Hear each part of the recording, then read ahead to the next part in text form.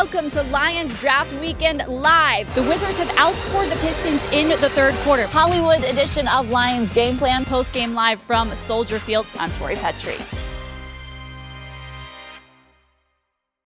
Hello and welcome to 0 to 60 presented by Comerica Bank. I'm Tori Petry and I'll be giving you all the highlights of the past week in Lions news in under 60 seconds. Lions head coach Matt Patricia will square off against his former team, the New England Patriots, on Sunday Night Football this week. He spent 14 seasons in New England, most recently as their defensive coordinator. While it's a fun storyline for all of us to follow, he says he's just focusing on getting his team ready to play.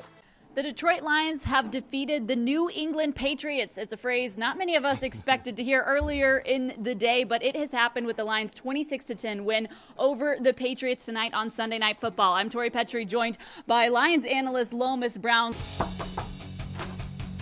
Hi, welcome to my place for this bye-week edition of Lions Game Plan presented to you by Family Heating, Cooling, and Electrical. I'm Tori Petry.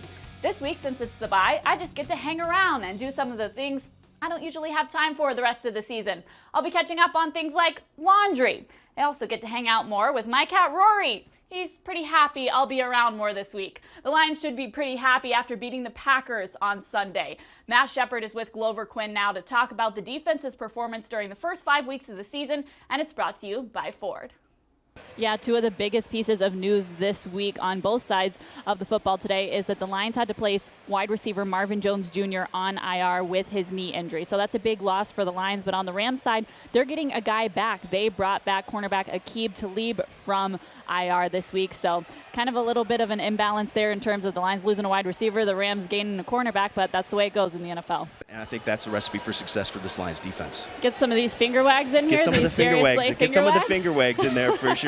So you're on board with it's a Christmas movie? It's absolutely a Christmas movie. No. Disagree. No, You're saying no? It's not. What's your argument for not? It is not about Christmas. It's set at Christmas. Well, he's trying to get home for Christmas, and there's a Christmas tree that he has to like jump over. It's not about holiday There's Christmas themes. music in there. No, not at all. I'm not buying it. I'm with Tori on this one. Now for the extra point. The new roughing the passer rule hasn't snagged the Lions up just yet, but it did affect one of their NFC North foes this week. Clay Matthews was flagged for his hit on Alex Smith, but that's not the extra point here. This is these two Packers fans demonstrating what a real clean hit looks like. Guys, the pillow. A++ execution, and there's still a flag because who even really knows?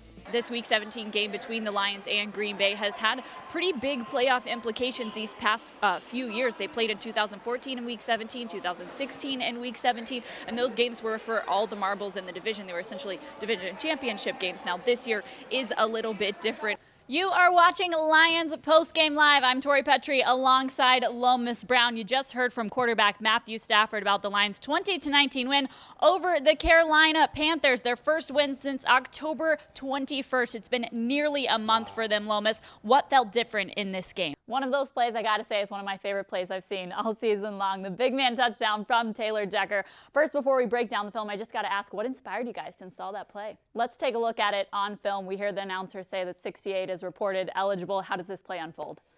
Thanks, Matt. I don't think I can hold these guys back any longer. Go ahead and get it while it's hot. Here's hoping you guys have a great Thanksgiving, capped off with a Lions win over the Bears.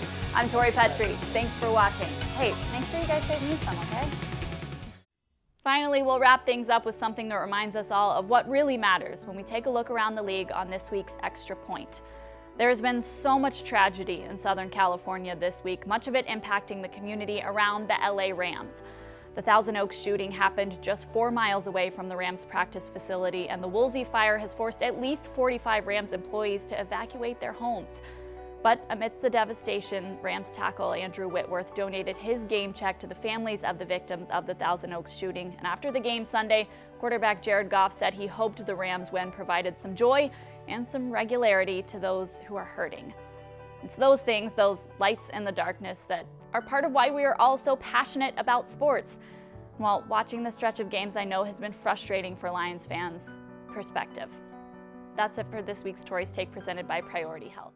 Thank you very much, Matt. That is about all the time we have here on Lions Game Plan. I'm about to feast on some of this cheese here at the Cheese House.